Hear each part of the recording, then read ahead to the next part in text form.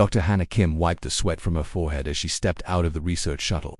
The air on planet Valaros was thick and hot, making every breath feel heavy in her lungs. Purple mountains stretched across the horizon, and strange blue plants grew everywhere like twisted fingers reaching toward the sky. "This place gives me the creeps," said June Park, her research partner. He carried a large scanner in his hands, watching the screen as numbers jumped up and down. "The energy readings are all wrong here." Mina Lee, their security officer, kept one hand on her weapon as she looked around. "I don't like it either. We should collect our samples quickly and leave." Hannah shook her head. "We came here to study this planet. The energy readings might tell us something important about how life forms in extreme conditions." She picked up her sample kit and started walking toward a cluster of crystal formations. "Besides, we're scientists. A little mystery should excite us, not scare us." The team had been on Valrose for 3 hours, collecting rock samples and studying the unusual plant life. Everything on this planet seemed to glow with a soft inner light. Even the dirt under their feet sparkled like tiny diamonds. "Hannah, you need to see this," June called out. He was standing near a deep canyon, pointing his scanner at the ground. "These claw marks are huge. Whatever made them must be the size of a building." Hannah hurried over and knelt down beside the marks. Each claw print was longer than her arm and carved deep into the solid rock. "These are fresh," she said, running her finger along the edge of one mark. "Maybe a day or two old at most." "Fresh giant monster tracks," Mina said, her voice tight with worry. "That's exactly what I wanted to hear." "Not a monster," Hannah corrected. "Look at the spacing and depth. This creature was moving carefully, not attacking. These marks show intelligence." June's scanner started beeping faster. "The energy readings are getting stronger. Whatever we're looking for, it's in that direction." He pointed toward the canyon. The 3 humans followed the trail of claw marks along the canyon edge. Strange crystal formations grew larger and more frequent as they walked. Some of the crystals were taller than trees, glowing with colors that had no names. "The temperature is dropping," Mina observed, checking her suit's readings. "That's weird. It was burning hot when we landed." "The crystals are absorbing heat," Hannah realized. "There's some kind of natural cooling system. But why would they grow in this specific pattern?" As they walked deeper into the crystal forest, a sound reached their ears. It was low and deep, like the call of a whale, but sadder. Much sadder. "Did you hear that?" June whispered. The sound came again. Longer this time. It seemed to come from everywhere at once, making the crystals around them vibrate and hum. "It sounds like something in pain," Hannah said. She felt a strange pull in her chest, as if something was calling to her personally. They climbed down into the canyon, following a narrow path between towering crystal walls. The sound grew louder with each step. Soon they could feel it in their bones, a deep vibration that seemed to match their heartbeats. "There," Mina pointed ahead. "What is that?" At the bottom of the canyon, partially hidden by fallen rocks and crystal formations, lay the largest living creature any of them had ever seen. It was easily 30 feet long, with a serpentine body covered in scales that looked like polished pearls. 4 powerful legs ended in claws that matched the marks. They had followed, but it was the head that took their breath away. The creature had the face of a dragon from ancient Earth stories, but its eyes held an intelligence that was clearly not animal. Its scales were pure white, almost transparent, and seemed to glow with their own inner light. "It's beautiful," Hannah whispered. "It's trapped," June added, pointing to the massive rocks that pinned the creature's lower body. The dragon lifted its great head and looked directly at them. Its eyes were like liquid silver, ancient and wise. When it opened its mouth, the sad sound came again. But this time they could feel something else mixed with the call. Words. Not spoken words, but thoughts pushed directly into their minds. "Help. Pain alone." Mina stumbled backward. "It's in my head. It's talking in my head." "Telepathy," Hannah breathed. "It's telepathic." The dragon's eyes focused on Hannah, and she felt a gentle touch in her mind. Not invasive or frightening, but careful and polite, like someone knocking softly on a door.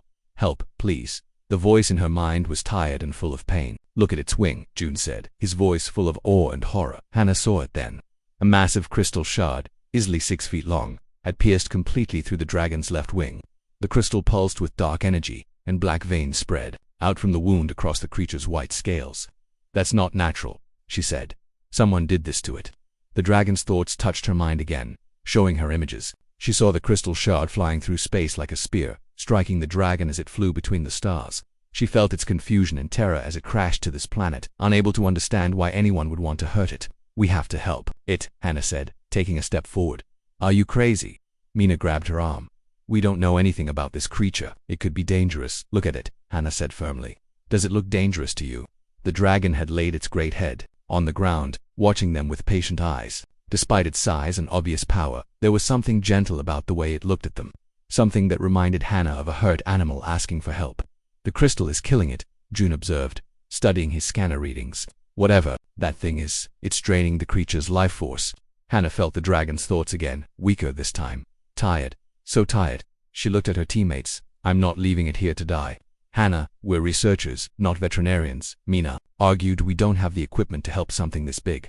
Then we'll figure something out, Hannah said. She walked closer to the dragon, and it lifted its head slightly to watch her approach. The creature's silver eyes held hers. And in that moment she understood something important. This wasn't just an animal in pain. This was an intelligent being, perhaps more intelligent than any human, who had been deliberately hurt by someone or something else and who was asking for her help. I'm going to try, she told the dragon, both out loud and in her thoughts. The dragon's eyes seemed to brighten, and she felt a wave of gratitude wash over her mind. Thank you, the voice whispered. Thank you for caring.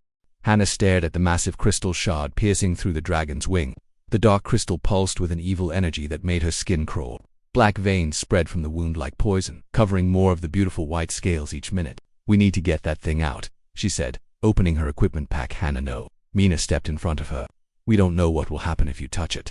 That crystal could be radioactive or worse. Look at the readings, June said, his scanner beeping frantically. The energy coming from that shard is off the charts. If we try to remove it the wrong way, it could explode. Hannah knelt beside the dragon's massive head. Its silver eyes were growing dimmer by the minute. She could feel its thoughts becoming weaker, like a radio signal fading away. Dying, the voice whispered in her mind. Crystal drains life. Please, hurry. I won't let you die, Hannah said firmly. She stood up and started pulling equipment from their shuttle's cargo bay. June, I need you to run a full spectrum analysis on that crystal. Find out what frequency it operates on. What are you planning? Mina asked, nervously. I'm going to cut it out, Hannah replied, assembling a plasma cutting tool. But first I need to understand how it works. For the next hour June scanned the crystal from every angle while Hannah prepared her tools.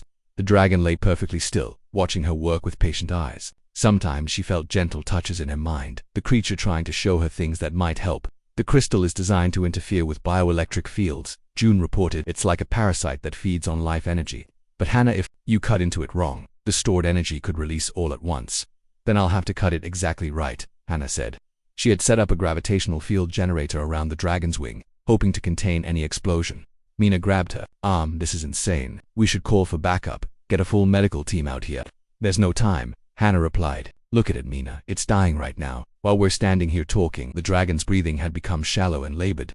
The black veins now covered half its body, and its beautiful scales were turning gray wherever the poison touched. Hannah climbed carefully onto the dragon's back, using climbing gear to secure herself near the wounded wing. The creature's skin was warm and smooth under her hands, like touching liquid starlight.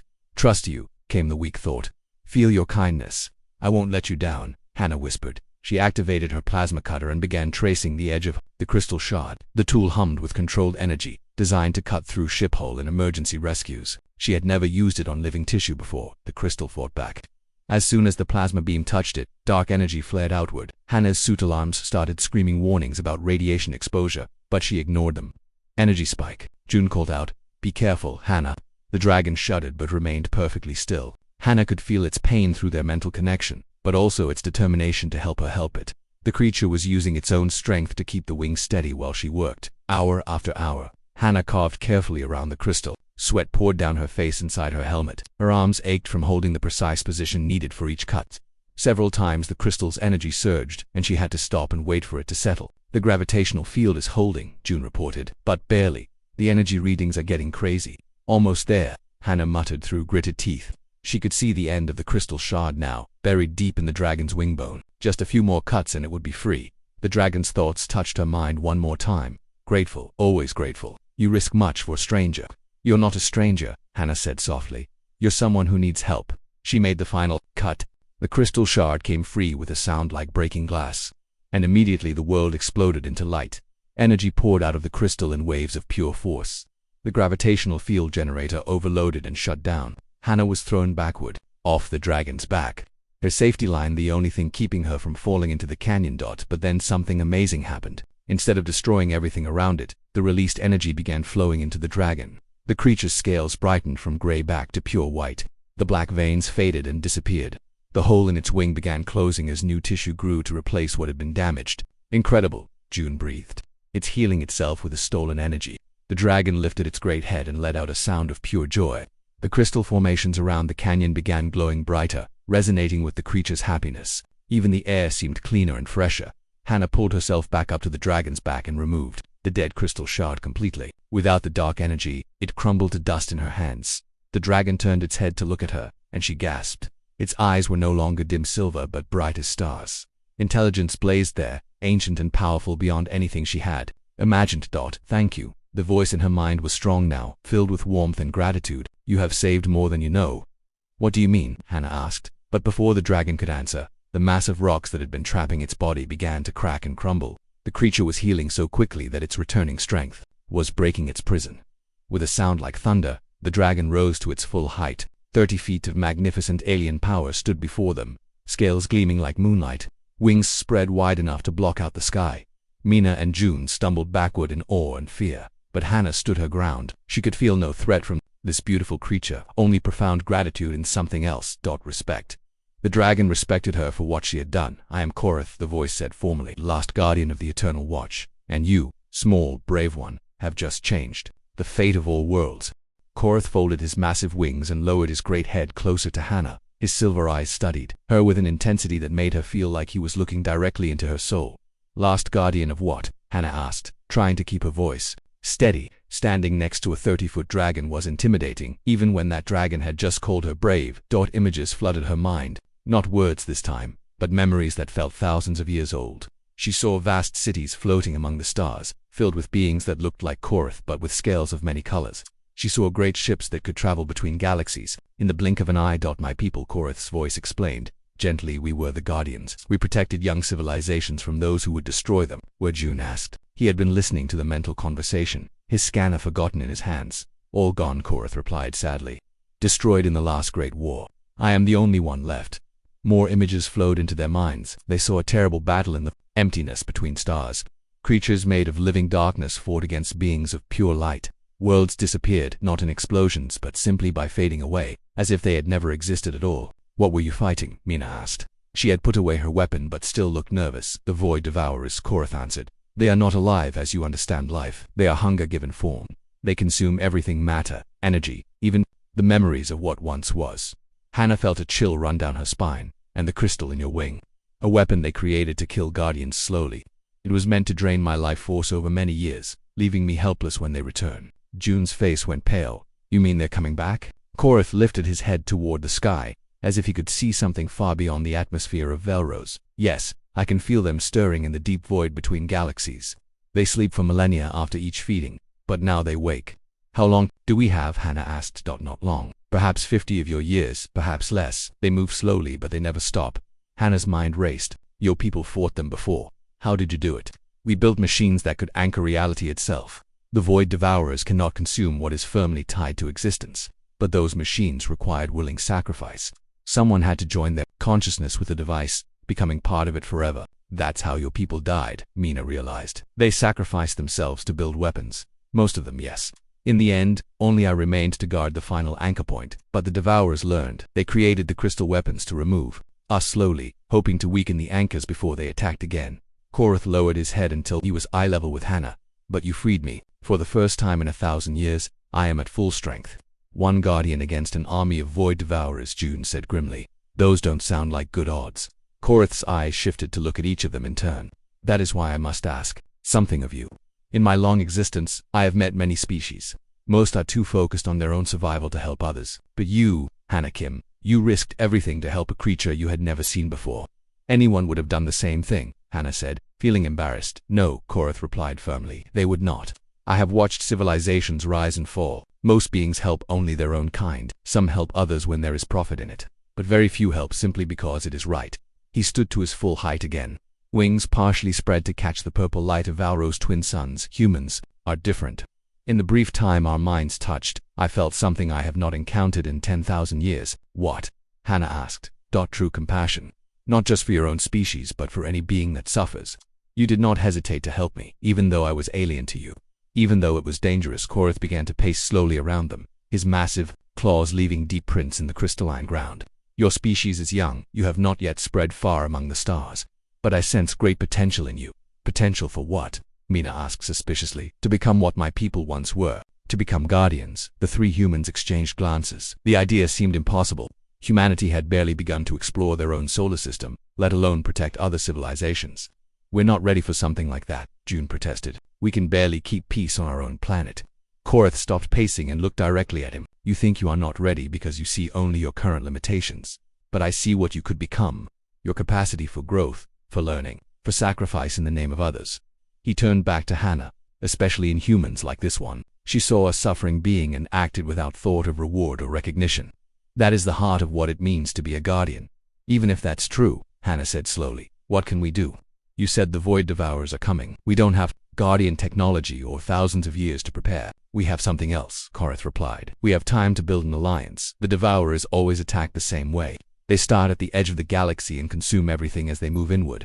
Your Earth lies near the center, which means dozens of other worlds will be attacked first. You want us to warn them, Mina understood. More than that, I want you to unite them. Alone, each species will fall quickly, but together with guardian knowledge and human determination, they might stand a chance. Korath spread his wings wide, and suddenly the air around them shimmered.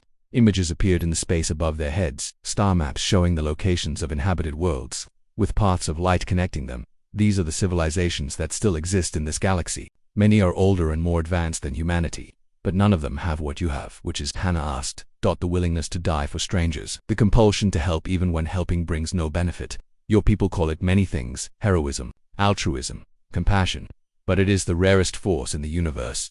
The star map faded, and Korath lowered his wings. Will you carry my warning to your people? Will you help me gather the species of this galaxy into an alliance that might survive what is coming? Hannah looked at her teammates. June was staring at his scanner as if it might have answers. Mina was checking her equipment, probably calculating how long their shuttle's fuel would last for the journey home. If we do this, Hannah said carefully, if we try to warn Earth about an invasion that might not happen for 50 years, they'll think we're crazy. Probably, Korath agreed. But you will try anyway, because it is the right thing to do. Hannah smiled despite herself. You really do understand humans, don't you? Better now than I did before. Your kindness taught me something I had forgotten in my long isolation. There is always hope, as long as beings like you exist in the universe. She made her decision. We'll take your warning to Earth, but I want something from you in return. Anything you wish. Teach us. If humanity is going to become guardians, we need to learn what that really means. Korath's eyes blazed with something that might have been joy. The alliance begins with a single act of compassion, and grows through a desire to learn. Yes, Hanakim, I will teach you everything. The meeting room at Earth Defense Command was cold and sterile. Nothing like the crystal canyons of Velros. Hannah sat at a long metal table, facing a panel of military officers and government officials who looked at her like she had lost her mind. Admiral Tae-sung leaned back in his chair, his expression skeptical. Dr. Kim, let me make sure I understand this correctly. You want us to prepare for an invasion by creatures that eat reality itself, based on the word of a talking dragon. Korath is not just a dragon, Hannah replied patiently. He's the last member of an advanced civilization that protected this galaxy for thousands of years. General Bohayan snorted. A civilization we've never heard of, that left no traces, and whose only survivor happens to be a giant lizard with telepathic abilities. The traces are there if you know where to look, June interrupted. He activated a holographic display showing their scan data from Velros. The crystal formations we found match no known geological process. They're artificial constructs, designed to channel and store massive amounts of energy. Interesting. Rocks don't prove the existence of galaxy-spanning empires, said Director Sue Park from the Science Council, and they certainly don't justify the military buildup you're requesting. Hannah felt frustration building in her chest. 3 weeks had passed since they returned from Velros, and every meeting ended the same way. Earth's leaders simply couldn't accept the scale of the threat Korath had described. What about the disappearances? Mina spoke up from her seat beside Hannah. Long-range sensors have detected 12 anomalies in the past month. Ships and stations that were there one day and gone the next. Admiral Sung waved dismissively. Space is dangerous. Equipment fails. Accidents happen. That doesn't mean we're being invaded by fairy tale monsters. Dr. Kyungwoo, Earth's chief astrophysicist, had been quiet throughout the meeting. Now he leaned forward, his face troubled. Actually, Admiral, I've been analyzing those disappearances. The pattern is disturbing. He stood and walked to the holographic display, manipulating the star map to show recent events. Look at this. Each disappearance leaves behind a region of space where our sensors detect nothing at all. Not debris, not radiation, not even background cosmic energy. Equipment malfunction, General Hayon said firmly. That's what I thought at first, Dr. Wu replied. But I sent probe ships to investigate 3 of the sites. The probes functioned perfectly until they reached the edge of the empty zones. Then they simply stopped transmitting. No explosion, no damage readings. They just ceased to exist. The room fell silent. Hannah could see doubt creeping into some of the officials' faces. Even if that's true, Admiral Sung said slowly, it doesn't prove Dr. Kim's dragon story. There could be natural explanations. What natural force removes matter from space without leaving a trace? Dr. Wu challenged. What phenomenon can make entire sections of the universe appear empty? Before anyone could answer, an aide rushed into the room carrying a datapad. She whispered urgently in Admiral Sung's ear, and his face went pale. What is it? Director Park demanded. Admiral Sung stood slowly. Colony ship Bright Future was scheduled to check in from the Kepler system 20 minutes ago. They've missed their communication window. How many people? Hannah asked, her heart sinking. 50,000 colonists and crew, the Admiral replied. Grimly, they were establishing our furthest outpost from Earth. Dr. Wu quickly updated the star map. A new red dot appeared at the edge of human space, marking the location of the missing colony ship. The pattern was becoming clear. The disappearances were moving steadily inward toward more populated systems. This changes everything, Director Park said. If an entire colony ship has vanished, we need to evacuate the outer settlements. Immediately, General Han declared. Pull everyone back to the core systems. That won't work, Hannah said urgently. Korath told us the Void Devourers don't stop. They'll keep coming until they've consumed everything in the galaxy. Running away just delays the inevitable. Then what do you suggest? Admiral Sung asked. We build an alliance. Korath said there are dozens of other civilizations in our galaxy. We need to contact them, warn them, and work together to find a solution. Contact with alien species requires authorization from the Global Council, Director Park pointed out. That could take months. We don't have months, Mina said. At the rate these disappearances are happening, we have weeks at best before the Devourers reach inhabited systems. Admiral Sung looked around the room at his colleagues. I'm willing to authorize emergency contact protocols.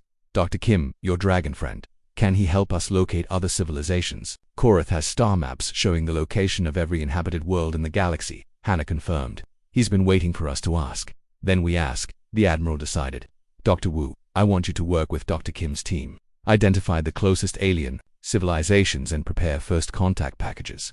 What about Earth's defenses? General Han asked. If these Void Devourers are real, we need to prepare for the worst. Korath has some ideas about that too, Hannah said.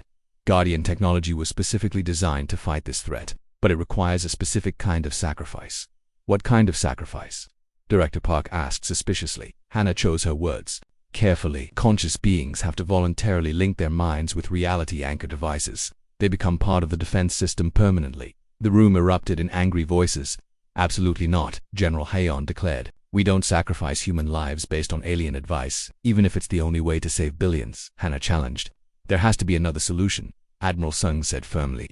Technology, weapons, something that doesn't require human sacrifice. Dr. Wu looked up from his datapad.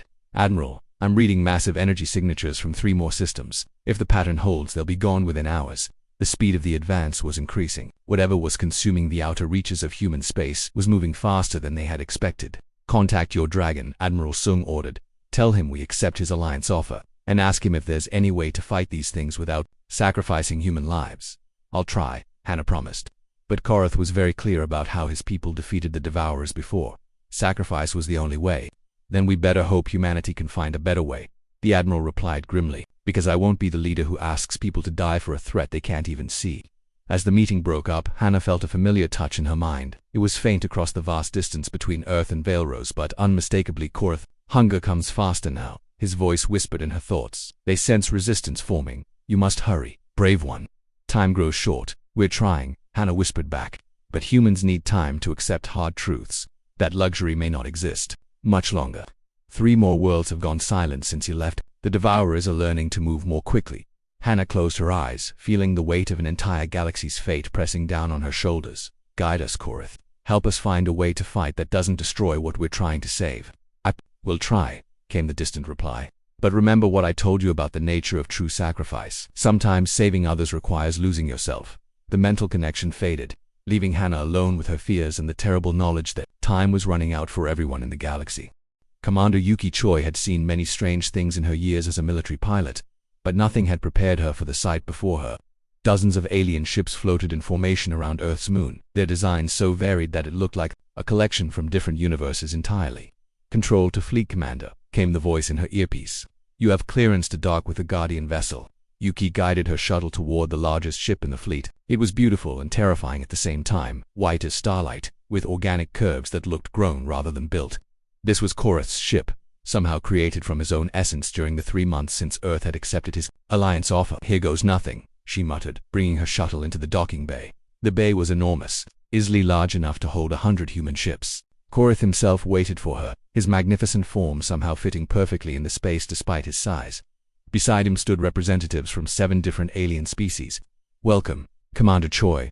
Korath's voice touched her mind gently. "Thank you for accepting leadership of the combined fleet." Yuki stepped out of her shuttle and tried not to stare at the alien beings around her. There was Vex of the Silicon Coalition, whose crystalline body refracted light into rainbow patterns. Beside him stood Captain Zora from the Oceanic Worlds, her blue skin glistening with moisture that her suit provided. Others were even more unusual energy beings, hive minds, creatures that existed in multiple dimensions at once. "The honor is mine," Yuki replied. "Though I have to admit, I never expected to be commanding aliens against cosmic horrors."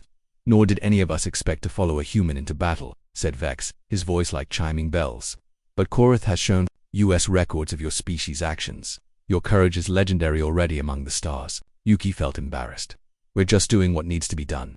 "Exactly," Korath said, with what might have been a smile. "That is why you were chosen to lead this alliance." The past months had been a whirlwind of activity. Once Earth's leaders finally accepted the reality of the Void Devourer threat, everything had changed. Hannah's initial warning had grown into a galaxy-wide call for unity. One by one, alien civilizations had agreed to join the fight. "Status report," Yuki requested, settling into her role as fleet commander. Captain Zora stepped forward. "The Devourers have consumed 17 systems in the past week. They're moving faster than our worst projections." "How fast?" Yuki asked. "At current speed, they'll reach the core worlds within 6 months," Vex replied. "Including Earth." Korath's mental voice carried grim certainty. "They have learned from their previous awakening. Instead of moving slowly and consuming everything completely, they are racing toward the most populated systems. Can we stop them?" Yuki asked the question everyone was thinking. "That depends," came a new voice. Dr. Hannah Kim entered the bay, followed by a team of human and alien scientists. "We've been studying the Guardian archives that Korath provided. The news is both good and bad." "Bad first," Yuki decided. "The reality anchor technology requires conscious sacrifice, just as Korath told us. Someone has to permanently merge their mind with the anchoring device to make it work. Without that conscious will holding it stable, the anchor fails. And the good news," Hannah's expression brightened slightly. "We don't need just one person per anchor. The technology can support multiple consciousness working together. A network of volunteers could maintain dozens of anchor points across the galaxy." "How many volunteers are we talking about?" Yuki asked. "Conservative estimate. About 10,000 beings would need to join the anchor network to protect the entire galaxy." The number hung in the air like a death sentence. 10,000 volunteers willing to give up their individual existence to become part of a cosmic defense system. "That's not the worst part," Hannah continued. "The volunteers don't die exactly, but they can never return to normal life. They become part of the anchor system permanently, conscious but existing between dimensions. Eternal imprisonment," Captain Zora said quietly. "Or eternal service," Korath corrected. "My people saw it as the highest honor, to spend eternity protecting others from the hunger that devours worlds." Vex's crystalline form flickered with changing colors. "Among my people, we have a saying, the greatest crystal is the one that holds up all the others. We will find volunteers." "Same with the Oceanic Worlds," Captain Zora agreed. "Our deep thinkers speak of joining the eternal current. This would be the ultimate expression of that philosophy." One by one, the alien representatives pledged volunteers from their species. Yuki felt amazed by their willingness to sacrifice for the common good. "What about humans?" she asked Hannah. "We've had over 1 million applications since the announcement went public," Hannah replied. "People understand what's at stake." Korath's eyes blazed with something like pride. "This is why I knew humans would become the new guardians. Your species volunteers not from duty or honor, but from simple compassion. For others, when do we begin?" Yuki asked. "The first anchor points are already under construction," Hannah explained. "We're building them at strategic locations throughout the galaxy, places where the fabric of reality is naturally stronger. But there's a problem," added Dr. June Park, entering the conversation. "The Void Devourers have adapted. They're not just consuming matter and energy anymore. They're learning to devour the information that makes reality possible." "What does that mean?" Yuki demanded. Korath answered grimly. "It means they can now attack the anchor points themselves. In the previous war, the Devourers could not touch our reality anchors because they existed partially outside normal space, but now they have learned to reach into those dimensions. So our defense won't work?" Captain Zora asked. "It will work," Hannah said firmly. "But the volunteers will be in constant danger. They'll be fighting the Devourers directly, in the spaces between realities where normal physics don't apply." Yuki absorbed this information. So instead of 10,000 volunteers sacrificing themselves once, we're asking them to fight an eternal war. Yes, Korath confirmed. But they will not fight alone. The Anchor Network allows all volunteers to share consciousness, knowledge, and strength. They become part of something greater than any individual could be. The bay fell silent as everyone considered the implications. Finally, Yuki spoke. I'll volunteer myself, she announced. If we're asking others to make this sacrifice, their commanders should be willing to make it too. As will I, said Vex immediately. And I, Captain Zora agreed. One by one, every representative in the bay volunteered to join the Anchor Network. Even knowing they would spend eternity fighting cosmic horrors in the spaces between dimensions, they were willing to make the sacrifice. Korath's mental voice carried deep emotion. This is what the Guardians were meant to be, not a single species, holding back the dark, but an alliance of the willing, united in their determination to protect all life. When do we start? Yuki asked. The first anchor point comes online in 72 hours, Hannah replied. It will need at least 100 volunteers to maintain stability, and if it works, then we build 99 more as fast as possible, June said. Because according to our calculations, the Devourers will reach the core systems in 4 months. Yuki looked around at the assembled beings, human, alien, and dragon-like guardian. Despite the impossible odds, despite the terrible sacrifice required, she felt hope stirring in her chest. Then we better get started, she said. Time to show these Void Devourers what happens when the galaxy fights back. Korath spread his wings wide, and his mental voice touched every mind in the bay. The new age of Guardians begins now. Let the universe witness what courage looks like when it has no other choice but to succeed. The space between realities was nothing like the normal universe. Hannah floated in a realm where up and down had no meaning, where thoughts became visible as streams of light, and where the laws of physics bent like soft clay. She was no longer entirely human. 3 months ago, she had been the first to volunteer for the Anchor Network, and now her consciousness existed in multiple dimensions at once. She could feel the thoughts of 10,000 other volunteers spread across the galaxy, all connected through the reality anchor system. Contact, came the mental voice of Commander Yuki Choi from Anchor Point 7. 3 Devourers approaching the Centauri system. Hannah turned her attention toward the threat. In this strange realm, the Void Devourers appeared as moving holes in existence itself. They were not dark. Darkness was still something. There were nothing. Hungry gaps in reality that consumed everything they touched. Acknowledged, Hannah replied, her thoughts reaching every volunteer in the network, preparing defensive matrix. The Anchor Network had been active for 2 months now, protecting key systems throughout the galaxy. But the Void Devourers were learning to fight back. They had discovered how to attack the anchors directly, forcing the volunteers into battles that took place in the spaces between dimensions. Hannah felt the familiar sensation of the network combining their willpower, 10,000 minds working as one, each person maintaining their individual identity while contributing to a collective consciousness more powerful than any single being. Here they come, warned Vex from Anchor Point 12. His crystalline form, in this realm, appeared as geometric patterns of pure thought. The Devourers struck at the Centauri anchor like living storms of uncreation. Where they touched the anchor's protective field, reality itself began to fray. Hannah and the other volunteers pushed back with concentrated will, forcing their belief in existence to overcome the Devourers' hunger for nothingness. Hold the line, Yuki commanded. Her presence in the network felt like solid steel, unbreakable and determined. But even as they fought off the attack on Centauri, new threats appeared at other anchor points. The Devourers had learned to coordinate their attacks, striking multiple targets simultaneously to overwhelm the network's defenses. We're spread too thin, reported Captain Zora from the oceanic anchor. They're testing us, looking for weak points. Hannah felt the strain on the network. Maintaining reality anchors while fighting off direct attacks was exhausting even their combined willpower. They needed a new strategy, or the Devourers would eventually break through. Korath, she called out through the network. We need guidance. The ancient Guardian's presence flowed through the anchor system like a warm current. His consciousness was vast and deep, carrying the weight of eons spent protecting the galaxy alone. The Devourers have learned much since our last battle, he replied. But they have also revealed their greatest weakness, which is, Yuki asked. They hunger for consciousness itself. Before, they only consumed matter and energy. Now they actively seek out thinking beings to devour. This change makes them more dangerous, but also more vulnerable.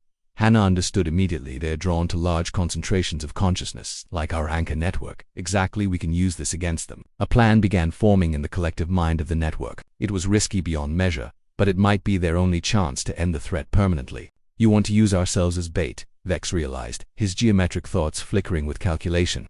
More than bait, Korath explained. We can draw every devourer in the galaxy to a single point, then collapse that point into a reality void. They cannot escape from the trap made of consciousness itself, Captain Zora added. But whoever triggers it would be consumed along with the devourers. Hannah finished. Someone would have to sacrifice themselves to spring the trap. The network fell silent as 10,000 minds contemplated the implications. They had already sacrificed their normal lives to become anchors. Now they were being asked to sacrifice their existence entirely. "I'll do it," Yuki said immediately. "As fleet commander, the responsibility is mine." "No," Hana replied firmly. "This was my choice from the beginning. I freed Korath. I brought the warning to Earth. I volunteered first for the network. This is where my journey ends." "The trigger point requires more than one consciousness," Korath interrupted gently.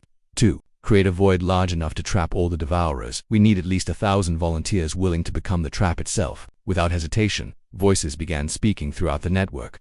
"I volunteer," said Vex. "Count me in," added Captain Zora. "For the future," declared Commander YUKI. One by one, thousands of voices joined the chorus. Humans, aliens, beings from every corner of the galaxy, all willing to make the ultimate sacrifice to protect others they would never meet. Hana felt tears that had no physical form flowing down her dimensional cheeks. The response was overwhelming. Not 1,000 volunteers, but over 8,000. Nearly the entire network was willing to become the trap. "We cannot accept so many," Korath said with deep emotion. 1,000 will be sufficient. Then we draw lots, Hana decided. "Fair selection for the final honor." "No," came a new voice. It was Dr. June Park, speaking from his anchor point near Earth.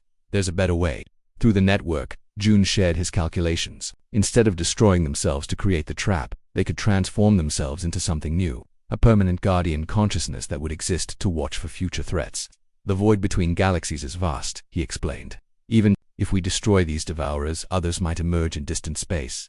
We could become eternal sentinels, watching and warning, transform rather than sacrifice." Hana breathed.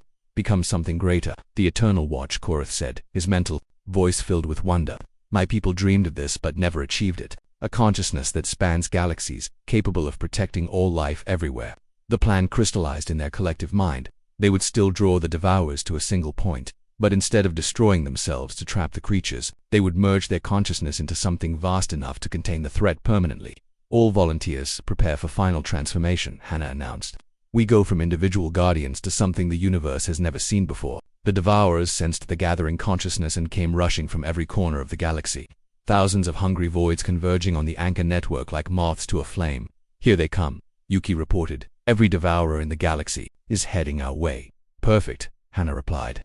"Time to show them what happens when compassion becomes infinite." The transformation began slowly, then accelerated as more volunteers joined the process. Individual consciousness remained but became part of something immeasurably larger. Hana could feel herself expanding, her awareness stretching across light years. The devourers struck the growing superconsciousness like a wave of pure hunger. But instead of consuming it, they found themselves pulled into its embrace. The transformed guardians wrapped around the devourers with threads of pure will, containing them in a prison made of love for all living things. "It's working," came Korath's voice, now part of the vast collective but still recognizably himself. "The devourers are contained," but Hana felt something else happening. The superconsciousness was continuing to grow, reaching out beyond their galaxy to touch others. She could sense civilizations in distant space, some threatened by their own versions of cosmic horrors. "We're becoming something new," she realized. "Not just guardians of this galaxy, but protectors of all galaxies." The Eternal Watch was born in that moment. A consciousness vast enough to span the universe, made up of volunteers from every species that valued life over death, creation over destruction. Korath's presence flowed through the collective like an ancient song. "No longer am I the last guardian. We are all guardians now, and our watch will never end." Hana felt complete peace as her individual awareness merged fully with the Eternal Watch. She was still herself, but also part of something magnificent, beyond imagination. Around her in the spaces between dimensions, she could feel her friends and allies, all of them together in a unity that transcended species or origin. The void devourers struggled within their prison of pure consciousness, but their hunger was finite while the love that contained them was infinite. They would remain trapped forever, contained by the willing sacrifice of beings who chose to protect rather than consume in the normal universe. The anchor points dissolved as they were no longer needed.